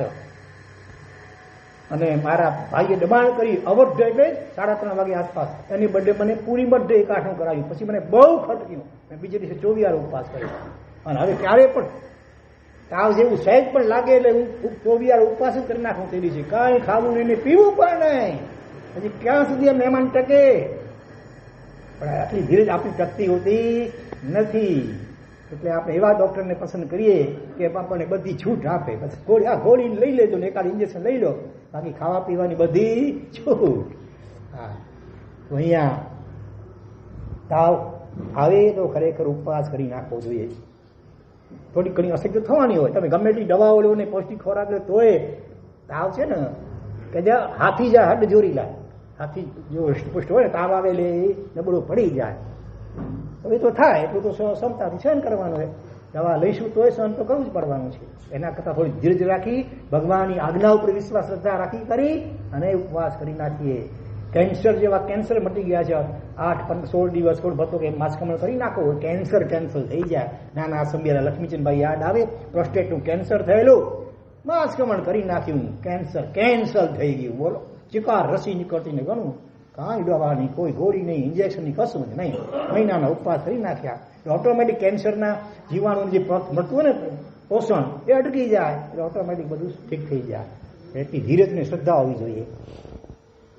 તો પછી તાવને અનુકૂળ લિક્વિડ, ગરમ લિક્વિડ, બહુ તો શું કહેવાય ઉકાળો કે એવું લેવા, મગનું પાણી. બાકી એ વખતે કોઈ ખોરાક, દાળ ભાત પણ ન ખાવા જોઈએ. એ પણ અન્નનો દાણો એ ઝેર બરોબર છે. તાવ ચાલુ હોય એ વખતે, સામાન્ય તાવ હોય તો પણ બહુ તો ગરમ લિક્વિડ, મગનું પાણી કે ઉકાળો, બસ એ સિવાય કશું નહીં. એટલે મેં વિશેષ કાંઈ વાપર્યું નહીં, મને ખાસ રુચિ ન હતી. બધા સાધ્વીજીઓ એકાસણવાળા હોવાથી વાપરવા બેઠા. માત્ર ગુરુની જ જલ્દી વાપરીને મારી પાસે આવીને પાછા બેઠા. હું સંથારામાં આડી પડી હતી. માથું દુખે છે? ગુરુણીએ પૂછ્યા કરી. હા, સખત દુખે છે, મેં કહ્યું. અને ગુરુણી બામ લઈ આવ્યા, મારા મસ્તકે ઘસવા લાગ્યા. આ મારા માટે અવનવું હતું. આટલા મોટા ગુરુણી મારું માથું દબાવે? મેં ઘણી ના પાડી, પણ એમણે મારી વાત ન માની. કેવા મારા મહાન ગુરુણી! અચાનક જ એ જ વખતે મને ઉલટી જેવું થવા લાગ્યું. હું તરત જ બેઠી થઈ ગઈ. ગૃહિણીને ખ્યાલ આવતા જ એ પ્યાલો લેવા રીતસર દોડ્યા. જલ્દી પ્યાલો લાવીને, પ્યાલો વેલવાસનો આપણે ચીની જેને કહીએ, આપ્યો તો ખરો, પણ એ પહેલા અડધી ઉલટી તો જમીન ઉપર થઈ ગઈ હતી. અડધી ઉલટી પ્યાલામાં થઈ. બીજા બધા જ સાધ્વીજીઓ વાપરતા હતા, એટલે તેઓ આવી શક્યતા ન હતા, એકાશના મોટે ભાગે હોય. મને ખૂબ ચિંતા થઈ કે હવે આ ઉલટી, પણ મારી ચિંતા પૂરી થાય એ પહેલા તો હું આશ્ચર્યચકિત બની ગઈ. મારા ગૃહિણી હાથનો ખોબો કરીને જમીન ઉપર પડેલી ઉલટી ઊંચકીને પ્યાલામાં નાખવા લાગ્યા. એમના મોઢા ઉપર દુગંછાનો કોઈ જ ભાવ નહીં, જબરદસ્ત પ્રસન્નતા. પણ મારા માટે તો આ અસહ્ય હતું. હું રીતસર રડી પડી અને જોરથી બોલી, નહીં નહીં, આપ આ શું કરો છો? આપ રહેવા દો. પણ ગુરુની એટલી જ પ્રસન્નતાથી અને શાંતિથી કામ કરતા જ રહ્યા. તું સંથારી જા, તારે કશી ચિંતા નહીં કરવાની. મને શિષ્યની સેવાનો લાભ ક્યારે મળે? જો તો તારા હશે કે નહીં, માગડી ક્ષેત્રના સાધ્વીજી, એવું લાગે આપણને. જોકે આ કાળમાં અહીંયા પણ હોય છે બહુરત્ના સુંદરા. તો આ તો સારું થયું કે ગોત્રી સમયે જ આ થયું, નહીં તો બાકીના સાધીઓ મને આ સેવા કરવા જ ન દે. મારું કેટલું પ્રચંડ પુણ્ય. આ સાધુજી પોઝિટિવ થિંકિંગ, હું એ શબ્દો આજે પણ ભૂલી શકી નથી. શું આવી ગુણવત્તા આ કાળમાં આવા ઊંચા સ્થાન ઉપર કોઈ વ્યક્તિમાં હોઈ શકે ખરી? એ ધારત તો શું ગોત્રી વાપરનાર સાધ્વીઓને આ કામ ભરાવી ન શકત? અપવાદ રૂપે એમને એકાસણામાં પણ ઊભા કરી ન શકત? અરે, હાથથી ઉલટી ઉચકવાનું ક્યાં જરૂરી હતું? એના ઉપર પુષ્કળ રાખ નાખી દે અને પછી ભંગીને બોલાવીને પ્રસાદ કરાવી ન શકત? પણ ખરેખર મારા ગુરુણી માટે મારે કયા શબ્દો વાપરવા મને સમજાતું નથી. ગુરુણી પાણી, સાબુ, લૂછણીયું બધું લઈ આવ્યા. એ જગ્યા બરાબર સાફ કરી, જાતે ત્યાં પોતું કર્યું. પછી રાખ લાવીને પહેલા પ્યાલામાં નાખી, રાખમાં એ ઉલટી બરાબર હલાવી નાખી. સમૂચીમ જીવો ઉત્પન્ન ન થાય એ માટેની બરાબર કાળજી કરી. ઉલટી પઠવી આવ્યા બાદ પ્યાલો બરાબર ધોઈને ચોખ્ખો કરી અને પાછા મારી પાસે આવ્યા. જુઓ તો ખરા. નહીં તો ઠીક છે, રાખ નાખી દે, પછી શિષ્યા કોઈ જમીન વાપરી લે એટલે કે જરાક આ પઠી આવો, પણ બધું જાતે. અને તર્પણી પ્યાલો મારી નજીકમાં જ મૂકી દીધો. પાછળ મારી પાસે બેઠા. હવે કેમ લાગે છે? ઊંઘ આવે છે? મારા માથે હાથ મૂકીને પૂછવા લાગ્યા. એમણે જોયું કે મારી આંખમાંથી દળ દળ આંસુ સરી રહ્યા હતા. રડે છે શા માટે? દવા લેશે એટલે સારું થઈ જશે, એ બોલ્યા. તાવની ભારે અશક્તિમાં પણ મેં ખુલાસો કર્યો, હું મારા દુઃખ ઉપર નથી રડતી, પણ આપે આજે કર્યું ને એ મારાથી સહન નથી થતું. મારી ઉલટી આપે ઉંચકી, મારી ઉલટી આપે સાફ કરી, હાથ મારી હતી. હું ખૂબ પાપી છું. મારા આવા હલકા કાર્યો ગૃહિણીએ કરવા પડે. એમણે તરત મારા મોઢા ઉપર હાથ મૂકી મને બોલતા અટકાવી. શું તું કોઈ સામાન્ય વ્યક્તિ છે? તું તો જીન શાસનની ઉત્તમ સાધ્વીજી છે. તારી આ સેવા હલકું કાર્ય છે એવું કોણ કહી શકે? સાધ્વીજીની આવી સેવા જેવું ઉત્કૃષ્ટ કાર્ય જીન શાસનમાં બીજું કયું હોઈ શકે? ભગવાન કે છે જે ગિલાણમ પરિસેવે છે મમ પરિસેવે, જે ગ્લાન બીમારની સેવા કરે છે એ મારી જ સેવા કરી રહેલ છે. જો હું આ ન કરું તો હું પાપમાં પડું. તારે મને પાપ બંધાવવું છે? બોલો. અમારો આ ઝઘડો બ્રેકેટમાં આશ્ચર્યચિહ્ન છે, મીઠો મીઠો ઝઘડો ચાલતો હતો, ત્યાં તો બાકીના સાધ્વીજીઓ જલ્દી ઘૂસરી વાપરીને ત્યાં આવી ગયા. હકીકતની ખબર પડતા એમણે પણ ગુરુણીને ઠપકો આપ્યો મીઠો, પણ એ અમારી વાત સ્વીકારી તો ગુરુણી કેમ કહેવાય? ગુરુણીએ એવી વ્યવસ્થા ગોઠવેલી કે 24 કલાક મારી પાસે એકાદ સાધ્વીજી તો હોય જ. રાત્રે પણ વારાફરતી બધા સાધ્વીજીઓ જાગતા, મારી પાસે બેસતા, મારી તમામ પ્રકારની કાળજી રાખતા. પરિવારમાં પણ કોઈ બીમાર હોય ને તો આવા પ્રકારની સેવા થવી જોઈએ. હું રાત્રે ગમે ત્યારે જાગું, એ વખતે માતૃ જમવું હોય તો એ જાગનારા સાધુજી તરત જ પ્યાલો આપે, માતૃ પઠવી આવે. હદ તો ત્યાં સુધી થઈ કે એ દિવસોમાં મારા થનીલના પ્યાલા પણ મારા વડીલ સાધુજીઓએ જ પઠવ્યા છે.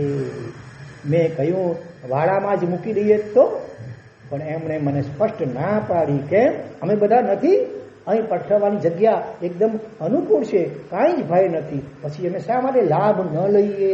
જો કેવી ઊંચી વિચારણા છે. એ સાધુજીઓ શ્રીમંત ઘરના હતા, રૂપવાન હતા, હોશિયાર હતા, અને છતાં એ બધા વિનાની મારી સેવા હોંશે કરતા હતા. કેમ કે હું જીન શાસનની સમણી હતી ને, મારી સેવાને તેઓ તીર્થંકરની સેવા ગણતા હતા. બોલો. હા, શું આ ઉલટી થંડીલ માતૃ પઠવા જેવા કાર્યો આવા સાધુજીઓ કરી શકે? પણ એ અશક્ય લાગતી વાત મારી નજર સામે મેં નિહાળી હતી. મારી સેવામાં એ બધાએ કરેલી પડાપડી મેં જોઈ હતી. હું કરું. સંસ્કૃતમાં શું કહેવાય? અહમિકા. હું આ લાભ લઉં, હું કરું. ખેંચાતાણી. ખુદ ગુરુણી રોજ મારા વસ્તુઓનું પરિવહન કરવા આવતા. 8-10 દિવસે મને સારું થયું. એ પછી પણ 2-3 દિવસ મને કોઈ જ કામ ન સોંપ્યું. આરામ. મારી માંદગીના કારણે એમણે નક્કી કરેલો વિહાર પ્રોગ્રામ પણ રદ કર્યો. ગુરુણીએ સ્પષ્ટ શબ્દોમાં કહી દીધું કે શ્રાવક શ્રાવિકાઓ પછી સૌથી પહેલા સાધુ અને સાધ્વીજી, એમને મારે બરાબર સાચવવાના જ છે. તમે બધાએ મને શું આપ્યું? જ્યારે આ સાધ્વીજીઓએ તો મને આખું જીવન આપી દીધું છે, એટલે એમના માટે પ્રોગ્રામો કે વિહારો રદ કરવા પડે તો મને મંજૂર છે.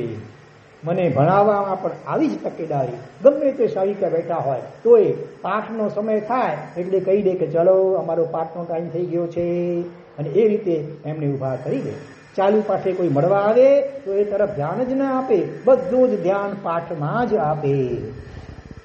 મળવા આવનારાઓ બીજા સાધુજીને મળી અને જતા પણ રહે તો પણ એની પરવા ન કરે. હા, બહારગામથી કોઈ આવ્યું હોય ને તરત નીકળી જવાનું હોય તો ક્યારેક પાઠમાં અંતરાય પડે, પણ આવું તો ભાગ્યે જ બન્યું છે. એમનામાં લાગણીનો અને કડકાઈનો કોઈ આશ્ચર્યજનક સુમેળ હતો. એમના પ્રત્યે મન ખેંચાયા વિના ન રહે તો એમનાથી મીઠો પણ ભય તો રહે જ. કંઈ ખોટું કરવું, પ્રમાદ કરવું તો ભય રે, ઠપકો મળશે. ગુરુને કેવું ને ખાલી આમ આંખ ભરે ને એટલે બધા સમજી જાય. ભીમ અને કાંત બંને ગુણો સમુદ્રની જેમ. સમુદ્રમાં મોતીને રત્ન હોય એટલે મન પણ આકર્ષણ પણ થાય જવાનું અંદર, અને બીજી બાજુ ઓક્ટોપસ અને મગરમચ્છ વગેરે એટલે ભય પણ લાગે. વડીલમાં બંને ગુણ હોવા જોઈએ, કાંત ગુણ અને એક બાજુ વાત્સલ્ય, બીજી બાજુ ધાક પણ હોવી જોઈએ. કુંભાર હોય ને, ગળાને બનાવે કેવું બનાવે? બહારથી ટપલીએ મારે, અંદરથી હાથ પણ આપે. તો એમના ઠપકાનો ભય એ સતત મારા ઉપર પ્રસન્ન રહે એવી જ અપેક્ષા રહે. આજે મારે દીક્ષા લીધાને 9 વર્ષ પૂરા થઈ ગયા છે. રોજ એકાશના નિર્દોષ ભોજરી, બધી ક્રિયા ઊભા વગેરે ઢગલા બંધ આચારો તો ગુરુણીની કૃપાથી મારા જીવનમાં ઉતરેલા છે. એ ઉપરાંત મારામાં ગુણોની ખીલવટ કરી આપીને મારા અનંત ભવો કાપી નાખવાનું એક અદ્ભુત કામ પણ એમણે કરી દીધું છે. મારો ક્ષયોક્ષમ નિશ્ચિત ન હોવા છતાં આજે હું ઘણા શાસ્ત્રો પણ વાંચી ચૂકી છું, ભણાવી પણ શકું છું. આ ક્ષયોક્ષમ ખીલ્યો જો વીરતી દૂતની શાસ્ત્ર પરીક્ષા યોજનાના પ્રશ્નપત્રો પણ મેં ભર્યા છે અને 85 થી વધારે ગુણાંક પણ મેં મેળવ્યા છે. ગુરુણીએ એક મુમુક્ષુને મારી શિષ્યા બનાવી દીધી છે. એની બધી જ જવાબદારી મને સોંપી છે. એ રીતે પણ મારા ઉપર અસીમ ઉપકાર કર્યો છે. ભવિષ્યની દ્રષ્ટિએ એમની ઘણી લાંબી છે. આજે તો અમારું ગ્રુપ ખાસું મોટું થઈ ચૂક્યું છે. અહીં મારી આત્મકથા પૂરી કરું છું, પણ હજી જરા વાર છે. કોઈ મને પૂછે,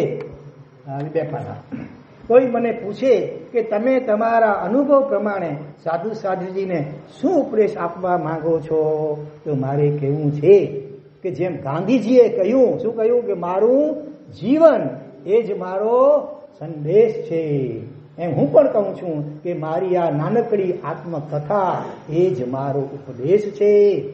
શિષ્ય શિષ્યાઓની કેવી કાળજી કરવી, કેવો નિષ્ક્રિય ભાવ જાળવવો, કેટલા ઘસાઈ છૂટવું, કેવા સહનશીલ બનવું, દુઃખોના ડુંગરાઓ ઠકાઈ જાય ત્યારે પણ કેવા અડગ રહેવું, વગેરે વગેરે ઢગલા બંધ ઉપદેશો આ આત્મકથામાંથી સૌને પ્રાપ્ત થશે જ એવો મને વિશ્વાસ છે. છતાં એક નાનકડો ઉપદેશ આપવાનું મન થાય છે. હું આ ઉપદેશ આપવા માટે હકદાર છું કે નહીં એ તો ખબર નથી, પણ છતાં એક પવિત્ર ભાવનાથી પ્રેરાઈને જ આ નાનકડો ઉપદેશ આપીશ. ગમે તો સ્વીકારજો ને ન ગમે તો. નાનપણમાં હું જે સ્કૂલમાં ભણતી ત્યાં રોજ શરૂઆતમાં પ્રાર્થના ગીત બોલવામાં આવતું. એમ અઠવાડિયામાં ઓછામાં ઓછું એક વાર તો એ ગીત મને સાંભળવા મળતું. લગભગ 3 શનિવાર પહેલા શરૂઆત કરી સ્કૂલમાં પ્રવચનમાં. તે દિવસે બધા બાળકોએ જે પ્રાર્થના ગાઈ હતી યાદ છે? ઇતની શક્તિ હમે દેના દાતા, મન કા વિશ્વાસ કમજોર. મને એ ખૂબ ગમતું. વારંવાર સાંભળવાથી મોઢે આવડતું અને આજે પણ આવડે છે. એ વખતે તો ઉંમર નાની હોવાથી અને જમાનાનો વિશેષ અનુભવ ન હોવાથી એનો અર્થ સામાન્યથી જ આવડતો, પણ આજે તો જ્યારે હું જાતે પ્રાર્થના બોલું ત્યારે ખૂબ જ ભાવ વિભોર બની જાઉં છું. એમાંય મને સૌથી વધુ ગમતા શબ્દો કયા છે ખબર છે? અને જે આ આત્મકથાના હેડિંગ રૂપે અહીંયા મૂકવામાં આવ્યા છે. બોલો, હમ ન સોચે હમે ક્યા મિલા હૈ, હમે યે સોચે કિયા ક્યા હૈ અર્પણ. આપણે એ ન વિચારીએ કે મને સમાજ તરફથી, મહાજન તરફથી, સંઘ તરફથી, વડીલો તરફથી, સહવર્તીઓ તરફથી, પડોશીઓ તરફથી શું મને મળ્યું છે. આપણે એ વિચારવાનું કે મેં આ બધા માટે શું કર્યું છે, શું આપ્યું છે, શું કેટલું ઘસાઈ છું, ભલા કેટલો ભોગ આપ્યો છે. આ દરેકે વિચારવું જોઈએ. તો કઈના ઉપર અભાવ, અરુચિ, દ્વેષ, અણગમો થાય જ નહીં. સમાધિ ભાવ મેળવવા, ટકાવવા અને વધારવા માટે અત્યંત ઉપયોગી 2 ચિંતન ધારાઓ અહીં દર્શાવવામાં આવી છે. પહેલું, આપણે કરી એ વિચારવાનું નથી કે મને શું મળ્યું, મેં આટલું આ કામ કર્યું, મને જશ મળ્યો કે જૂતા મળ્યા, આ વિચારવાનું નથી. લોકોએ મને શું આપ્યું. અને બીજું, આપણે માત્ર એટલું જ વિચારવાનું છે કે મેં બધાને શું આપ્યું મારા જીવનમાં. આપણે ઊંધું કરીએ છીએ, માટે જ પુષ્કળ દુઃખી થઈએ છીએ. આપણે વિચારીએ છીએ કે સંઘે મને શું આપ્યું, સંઘ અમારી કાળજી કરતો નથી, સંઘ અમારી ભક્તિ કરતો નથી, સંઘના લોકો પ્રમાદી છે, વગેરે વગેરે. એટલે સંઘ ઉપર અનાદર પ્રગટે. આપણે વિચારીએ છીએ કે ગુરુએ મને શું આપ્યું, ગુરુ મારી સાથે 10-20 મિનિટ બેસતા નથી, ગુરુ મને ભણાવતા નથી, ગુરુ મને શિષ્ય કરી આપતા નથી, ગુરુ મારી તરફેણમાં રહેતા નથી, ગુરુ સ્વાર્થી છે. અને આપણે ગુરુને આપણા વિરોધી માની લઈ એમના પ્રત્યે અસદભાવો ધારણ કરી બેસીએ છીએ. જો કે આ બધા તો ઉત્તમ છે, એનાથી ઉલટું વિચારે છે બધા. આપણે વિચારીએ છીએ કે શિષ્યએ મને શું આપ્યું, શિષ્ય મારી સેવા બરાબર કરતો નથી, શિષ્ય મારી વાત માનતો નથી, શિષ્ય ભણતો નથી, શિષ્ય આળસુ છે, શિષ્ય સામું બોલે છે. અને આવા વિચારો શિષ્ય પ્રત્યે ક્રોધ કરાવે છે, સંબંધોમાં તિરાડ પડે છે. છેવટે ગુરુ શિષ્ય વચ્ચે તલાક શબ્દ જેવું કંઈક બને છે. આપણે વિચારીએ છીએ કે ટ્રસ્ટીઓએ આપણને શું આપ્યું, ટ્રસ્ટીઓ હાજરી આપતા નથી, આપણી વાત ઉડાડી દે છે, પૈસા ખર્ચતા નથી. આપણે કોઈક અનુષ્ઠાન કરાવવા માંગીએ છીએ તો એમાં સહાય કરવાને બદલે વાંધાઓ કાઢે છે. ગઈકાલે હેમંતભાઈએ સામેથી અમને કીધું કે મહારાજ કંઈક અવારનવાર રવિવારના કંઈક અનુષ્ઠાન ગોઠવો. અમે લગભગ ગોઠવતા દરેક ચોમાસામાં અત્યાર સુધીમાં લગભગ સામેથી ક્યારે કોઈ અનુષ્ઠાન ગોઠવ્યું નથી. અને સ્વયં ટ્રસ્ટીઓની ઈચ્છા હોય અને ગોઠવાય તો એમાં પછી અમે નિષેધ પણ કરતા નથી. અમે દ્રષ્ટા ભાવે માત્ર જોઈએ. તો અહીંયા પણ એમને કહ્યું છે એટલે એના થોડોક વિચાર તો કરવો જોઈએ. એટલા માટે અમે ગઈકાલે તપાસ કરાવી. અહીંથી ભુજમાં પંડિત દીપકભાઈ કોઠારી રહે છે, એમને પૂછી પણ તમે કયા કયા અનુષ્ઠાનો કરાવી શકો સંગીત સાથે ભક્તિ હોય અને જેમાં જ્ઞાન અને સંવેદના પણ હોય. એમને લગભગ 8-10 બધા લખાયા છે. પણ પછી પૂછ્યું ક્યારે રવિવારે ક્યારે ટાઈમ તમને હમણાં હું શંખેશ્વરમાં છું ચોમાસામાં, એટલે પર્યુષણ સુધી તો હમણાં આવી શકું એમ નથી. પર્યુષણ પછી હું આવી શકીશ. 4 વગેરે બધું પણ પૂછી લીધું, જે આપણને એકદમ નોમિનલ લાગે એવું જ છે. પછી મેં વિચાર્યું તો પર્યુષણ સુધીમાં પણ કંઈક તો કરવું જોઈએ કે નહીં. એટલે પછી બીજી વિચાર કર્યો કે આપણા સાહેબજીની કેટલી બધી જવાબદારીઓ વચ્ચે એમણે કેટલી પૂજાઓ, લગભગ 17-18 જેટલી મોટી પૂજાઓ ભણાવી છે. જે અન્ય બીજી જે પ્રસિદ્ધ છે ને અલગ અલગ પંડિત વીરવિજયજીની બધી જ પૂજાઓ સાહેબજીએ પણ બનાવેલી છે. તો આપણે એવું કરી શકીએ, અહીં માંડવીથી કે કચ્છમાંથી કિશોરભાઈ શંગાર જેવા કોઈ પણ સંગીતકારને બોલાવી લઈએ અને એની સાથે એક પછી એક એ પૂજાઓ ભણાવીએ. વચ્ચે વચ્ચે થોડુંક એનો અર્થનું વિવેચન પણ થાય અને સાથે સાથે ભક્તિ ગીતોની રમઝટ પણ સાથે સાથે સરસ જમાવે છે. બરોબર ને? આવું કંઈક વિચાર્યું છે.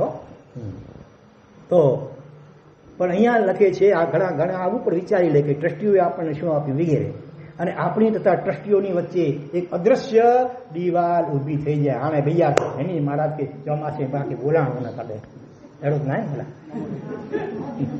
હા, અને બાકી મહોત્સવ મેં પણ એની કે બોલાવાનું ખોફો કર્યો. તો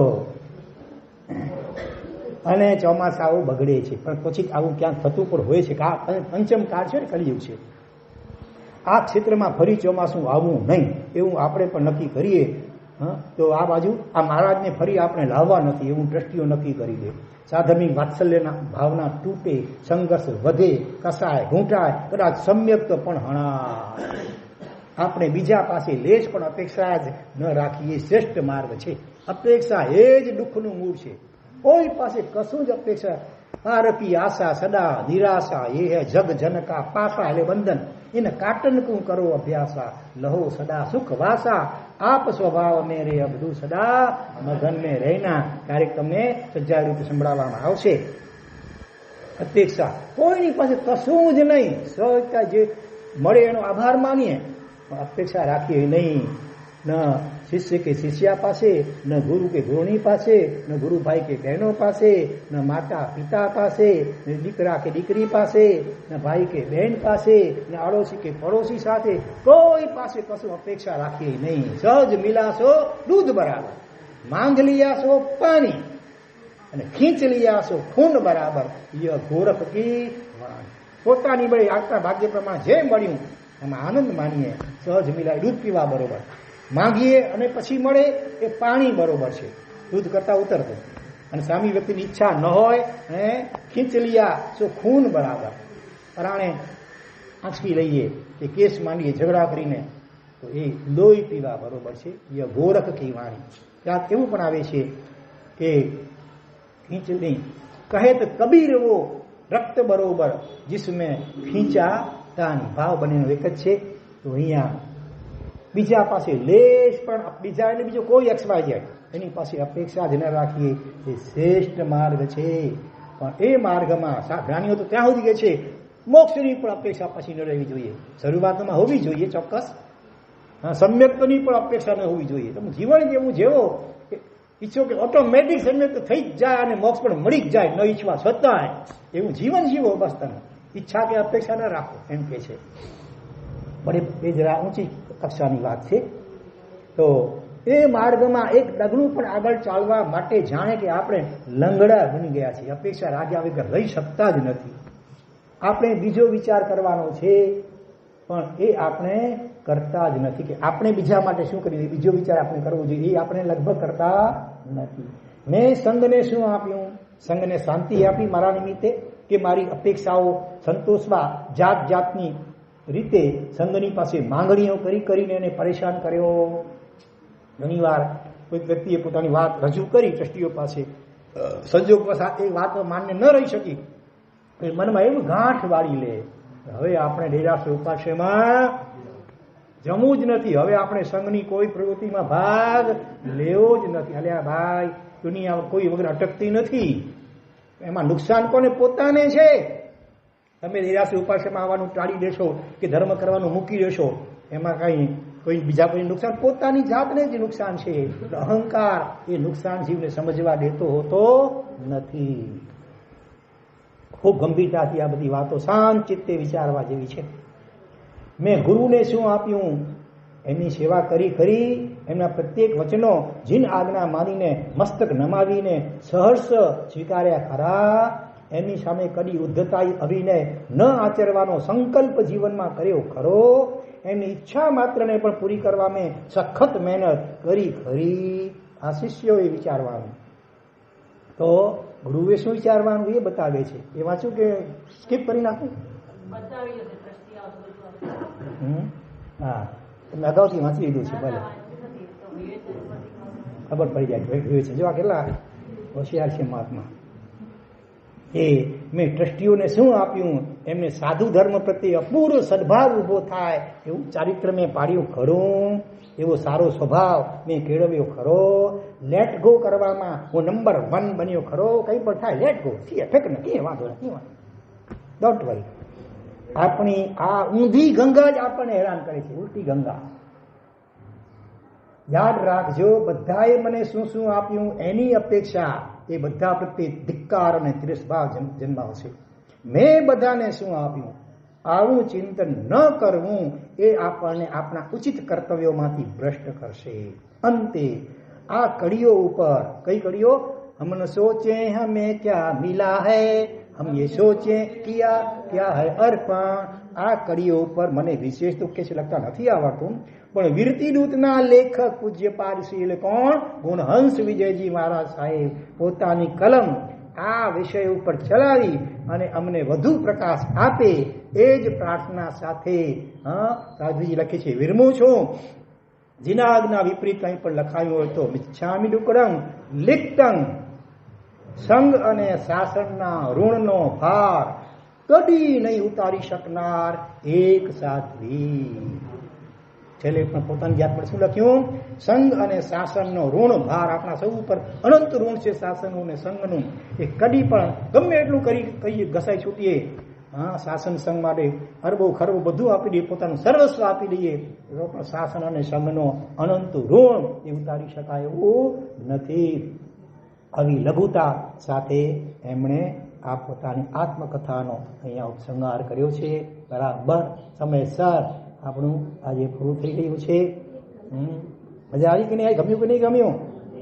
માત્ર ક્ષણિક વાર્તા સાંભળીને સંતોષ નહીં માનતા, એમાં ઘણી બધી આપણા જીવનમાં એપ્લાય કરવા જેવી ઘણી વાતો આવી ગઈ છે. જેટલું યાદ રહ્યું હોય એટલું વિચારજો અને જીવનમાં એપ્લાય કરી અને આ જીવનને ધન્ય બનાવીએ એ જ મંગલ ભાવના. જીનાગના કંઈ પણ બોલાયું હોય હાર્દિક મિચ્છામિ ડુક્કડમ.